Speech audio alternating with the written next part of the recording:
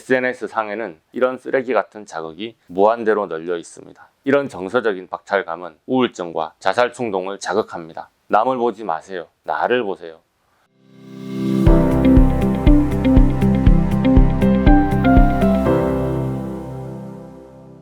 안녕하세요. 명쾌한 최 원장입니다. 명쾌한 알러지 패밀리들께 삶 속에서 치료 효과를 높이며 오래 유지하는 방법, 그리고 건강한 생활 습관을 만들고 지키는 방법에 대해서도 영상을 찍고 있습니다. 여러 질환 중 특별히 우울증이 각종 질환과 시너지를 내며 증세를 악화시키는 특성이 있어서 우울증에서 살아남는 법에 대해 영상을 시리즈로 올리고 있는데요. 우울증에 시달리시는 분들께 꼭 하고 싶은 말이 있었습니다. 남들의 시선에 자기 결정을 맡기지 마세요. 명쾌한 최 원장의 부탁입니다. 사실 우리 알러지 패밀리들은 남들의 시선에 원래 민감합니다. 안 그래도 예민한데 하도 구박을 받다 보니 환청이 들린다는 분도 계십니다. 뒤통수에 안테나가 달린 느낌이죠. 나를 쳐다보고 무슨 말을 하는지 들리지는 않지만 에너지가 느껴지는 거죠. 나는 먹고 숨이 막히는데 다른 사람들은 왜 못 먹냐고, 그렇게 입이 짧으니까 몸이 아프다고 합니다. 나는 저 냄새를 맡으니까 두통에, 현기증에, 이명에, 우울감에 정신을 차릴 수가 없는데 사람들은 아무 냄새도 안 나는데 왜 저렇게 예민하냐고 합니다. 알러겐을 회피하기 위해서 노력한 것 뿐인데 사람들은 네가 저렇게 융통성이 없고 강박적이라서 사회생활을 제대로 할 수냐 있겠냐고 합니다. 그냥 알러지가 심한 것 뿐인데 인간관계가 파탄난 사람처럼 취급을 하죠. 솔직히 말하면 끝도 없습니다. 명쾌한 블로그에 가보시면 서로 이웃들에게만 공개하는 치료 후기가 있는데요. 한번 찾아서 읽어보시면 치료 후기가 길든 짧든 간에 공통적으로 느껴지는 것이 있을 겁니다. 우리 알러지 패밀리들이 그동안 고생했던 사연을 몇 페이지의 글로 어떻게 다 적을 수 있겠냐는 거예요. 제3자가 볼 때 헉 하고 놀랄 수밖에 없는 너무 짠내가 나는 사연이 많은데 차라리 감정을 격하게 표현하시면 당연하다고 생각이 들 거예요. 그런데 마치 마음에 굳은 살이 박힌 것처럼 담담하게들 표현하시니까 오히려 안쓰러움이 느껴질 정도죠. 알러지 패밀리들은 그렇게 예민합니다. 그래서 우리는 우리를 보호하는 방법도 알아야 합니다. 가장 먼저 해야 할 것은 우리가 다른 사람들보다 예민한 것 뿐이다 라는 사실을 인정해야 된다는 점입니다. 알러지가 많은 내가 뭔가 잘못된 것이 아니고 알러지가 없는 저 사람이 옳은 것도 아니며 저 사람과 나는 다를 뿐이에요. 자주 듣던 말이죠. 말은 쉬운데 그것을 인정하기가 생각보다 쉽지 않습니다. 명쾌한 최 원장 채널을 구독하신 분들 중에서 나는 알러지가 없는데 라고 생각하시는 분들도 있을 수 있습니다. 그냥 내가 갖고 있는 질환을 설명하길래 구독을 했을 뿐인데 왜 나를 알러지가 심한 사람 취급을 하지? 이렇게 생각하실 수도 있어요. 알러지로 예민한 사람들 중에 많은 사람들은 자신이 알러지가 심한지 잘 모릅니다. 알러지는 개별 특성이 강해서 같은 캐릭터의 반응이 나오지 않기 때문이죠. 예를 들어 똑같은 밀가루 알러지인데 누구는 소화불량으로, 누구는 아토피로, 누구는 집중력 장애로, 누구는 폭식으로 증상이 각각 나오기 때문에 서로를 알아보지 못하고 뭉치지도 못하는 셈입니다. 이렇게 알러지가 심한 사람들은 모래알같이 흩어져 있는데 절대 다수인 일반인들은 한 목소리로 알러지 패밀리들을 몰아세우죠. 뭔가 이상하다고, 너 잘못되었다고, 유난 좀 그만 떨라고, 그렇게 호들갑을 떨 필요가 없다고, 신경 안 쓰면 됩니다. 그런데 신경을 안 쓰게 되지 않는다는 말이죠.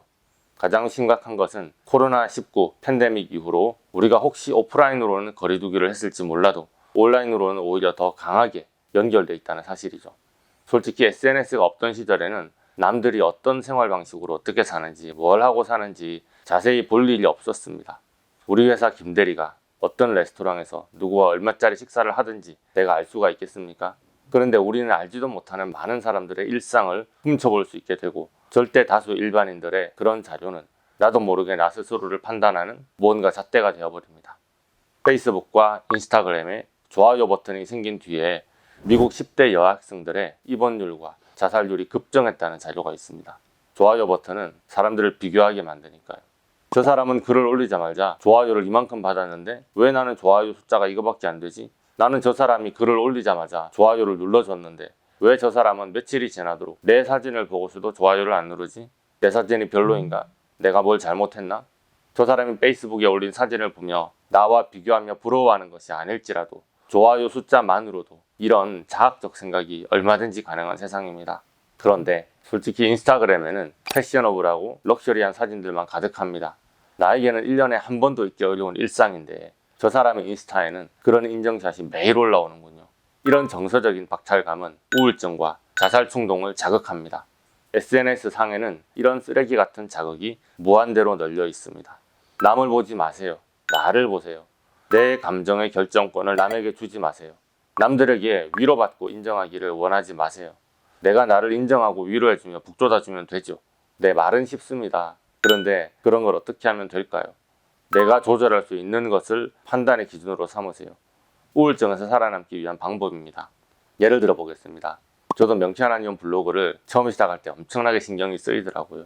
어떤 거래는 하트도 댓글도 많이 붙고 어떤 거래는 하트도 댓글도 없더군요.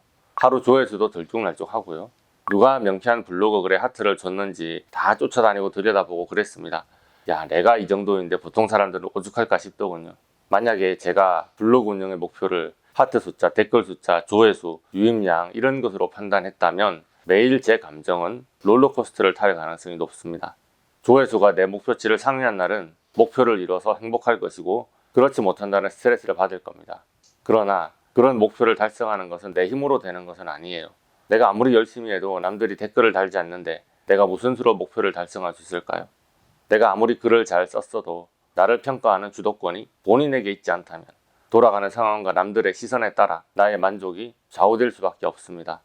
자, 일주일에 3개의 블로그 포스팅하기로 목표를 바꿔봅니다. 조회수가 얼마나 되었든지, 댓글과 하트가 얼마나 달렸든지, 이 글로 얼마나 홍보 효과가 있었는지 평가하기 전에 판단 기준을 나의 실천으로 잡습니다. 그러면 나는 내가 노력하는 만큼 나의 목표를 달성할 수 있거든요. 내가 행하면 목표를 이루는 것이고 내가 안 하면 목표를 이룰 수 없습니다. 그저 내가 행하지 않았을 때 나를 꾸짖으면 됩니다. 내가 행동했으면 나를 칭찬하면 되고요. 그로 인한 결과는 나중에 생각할 일이고요. 심플하죠. 그 잣대, 판단의 기준점을 남의 손에 넘기지 말라는 말입니다. 자, 이것은 명쾌한 최원장이 2021년 1월에 세웠던 목표입니다. 명쾌한 최원장의 일주일 목표. 매일 내원 환자, 전원 케이스 리뷰, 일주일에 블로그 3개 업로드, 일주일에 유튜브 1개 업로드, 압도적으로 치료 결과가 좋았던 환자 케이스 리포트 일주일에 1개, 책 읽기 일주일에 1권. 아주 단순하고 멍청하죠. 잘하자는 내용은 없습니다. 잘하든 못하든 그냥 합니다. 다 그냥 내가 하기만 하면 되는 일들입니다. 다른 사람과는 상관이 없고 웬만하면 진료 스케줄이나 휴일과도 상관이 없어요.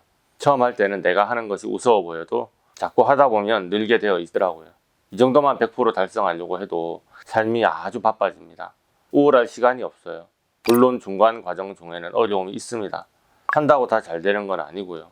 예를 들어 유튜브 채널은 2번 망했죠. 그래도 3번째로 도전했고 명쾌한 최원장 채널에 일주일에 2-3번의 영상은 올리고 있습니다. 이렇게 도전하는 과정에서 명쾌한 최원장은 엄청나게 많이 성장했습니다. 지난 8월에는 블로그에 주 3회 포스팅이 아니라 1일 1포스팅에 도전했죠. 못할 줄 알았는데 하니까 할 수 있더라고요. 이렇게 남을 기준 삼지 말고 내가 한 것만 기준 삼아서 평가하자는 말입니다. 약간의 팁을 더 공개하자면 이왕 플렉스를 할 거라면 저 목표를 다 완수한 날로 디데이를 잡습니다. 쇼핑을 하고 싶은데 급한 것은 아니고 오늘 사든 내일 사든지 별 상관이 없다면 이왕이면 열심히 실천하고 100% 목표를 달성한 날에 삽니다. 보상 심리를 약간 이용하는 것이죠. 원장님 이번에 명품 아울렛 나온 거 그거 오늘까지란 말이에요. 빨리 안 사면 못 사요. 네, 저도 그 마음 잘 알죠. 그러니까 클릭하고 결제하고 도착하기 전에 뭐라도 얼른 해야 되겠죠. 이렇게 계속 하다 보면 나중에는 치킨을 먹고 싶다면 뭐라도 찾아서 열심히 좀 해야 할 것 같은 기분이 듭니다. 치킨 배달이 오기까지 한 40분 걸리려나요? 오기 전에 폭풍처럼 책을 읽겠죠. 치킨 값을 해야 되니까요. 어차피 먹을 치킨이라면 이렇게 약간의 심리 게임도 걸어봅니다. 그렇게 열심히 책을 읽고 먹으면 그냥 치킨 맛과 약간 다릅니다. 열심히 행한 것의 보상이니까요. 우울증에서 살아남는 노하우, 내가 통제할 수 있는 상황으로 돌리세요. 생각을 바꾸세요. 코로나19 팬데믹이 힘들었던 것은 내가 아무리 노력해도 이 상황을 바꿀 수 없다는 좌절감 탓도 있습니다. 내가 통제 가능한 것을 중심으로 생각을 바꾸면 우울한 감정을 이기기 쉬워집니다. 아까 제가 우울증에서 살아남으려면 SNS 신경 쓰고 하트 숫자 재고 그러지 말라고 했죠. 아무리 그래도 명쾌한 최원장도 영상에 좋아요 하나도 없으면 섭섭하고 그렇습니다. 진로 틈틈이 영상을 올리고 있는 명쾌한 최원장에게 좋아요와 구독, 알림 설정 부탁드립니다. 혹시 궁금한 것이 있으시면 댓글을 달아주시고요. 개인적인 사연은 네이버 톡톡으로 주시면 되겠습니다. 오늘도 좋은 하루 되세요. 감사합니다.